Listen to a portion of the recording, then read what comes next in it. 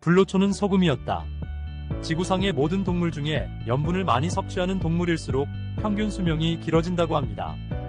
짠 해초를 주식으로 하는 바다 거북이는 300년까지 살고, 사람은 130년까지 살고, 흰 수염고래는 100년까지 산다고 합니다.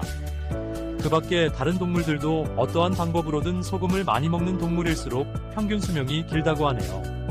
우리나라는 1907년도에 처음으로 천일염을 생산하기 시작하면서부터 사람들의 수명이 획기적으로 늘어나기 시작했으니 소금이 인체에 얼마나 중요한 효소인지를 알게 해주는 대목입니다.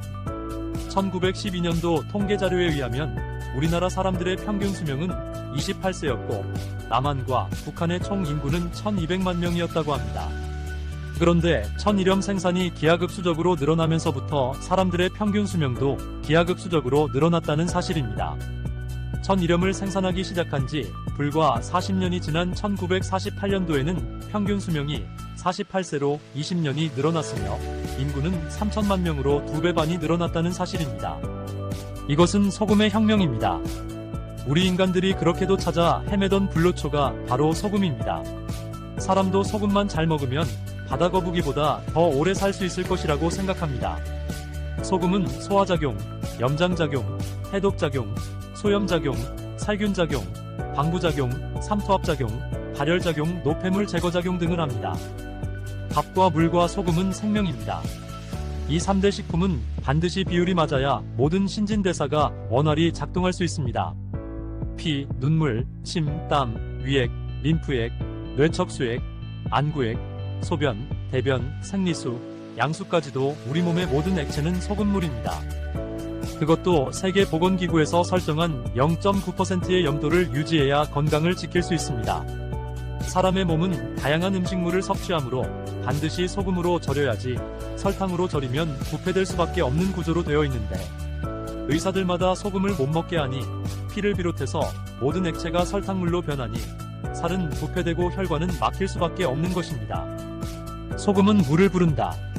사람에 따라 차이는 있으나 성인은 하루에 2500ml 이상의 물을 필요로 하는데 적당량의 소금을 먹지 않고는 이렇게 많은 물을 먹을 수가 없습니다. 즉 염분이 부족한 물은 쓸모가 없고 또한 그렇게 많은 물을 배출시킬 염분이 없기 때문에 생리적으로 물을 거부하는 것입니다. 즉 물이 들어올 때는 맹물로 들어왔지만 나갈 때는 소금의 도움이 없이는 단 한 방울도 맹물로는 빠져나갈 수가 없기 때문입니다. 눈물도 짜지요. 콧물도 짜지요. 침도 짜지요. 소변도 짜지요. 땀도 짜지요. 거기다 생리수와 양수까지도 짭니다. 그래서 저염식하는 사람은 한 끼 식사를 하면서 물은 입에도 안 되는 사람들이 많이 있습니다. 이런 생활을 5년, 10년 하고 나면 틀림없이 돌이킬 수 없는 큰 질환이 찾아올 것입니다. 몸은 물과 염분이 부족하면 살기 위해서 중요한 기관부터 염수를 공급하고 생명에 큰 지장이 없는 피부는 염수 공급을 중단하니 머리털은 빠지고 피부는 거칠어지고 온갖 부스럼이 발생하는 것입니다. 그래서 대머리의 근원은 염분 부족이랍니다.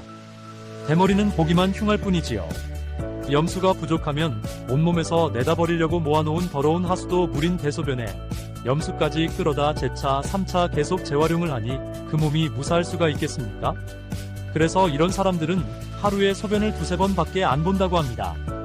주변 사람들 중에 암이나 당뇨나 혈관질환 같은 중병으로 죽거나 고생하는 사람 치고 고염식하는 사람이 있는지 찾아보십시오. 아마 쉽지 않을 겁니다. 이러한 환자들은 체내 염도가 0.4%가 넘는 사람이 없다고 합니다. 적당한 염분 섭취로 건강하시길 바랍니다. 염분 부족은 만병의 근원이며 좋은 물, 좋은 천일염은 생명입니다.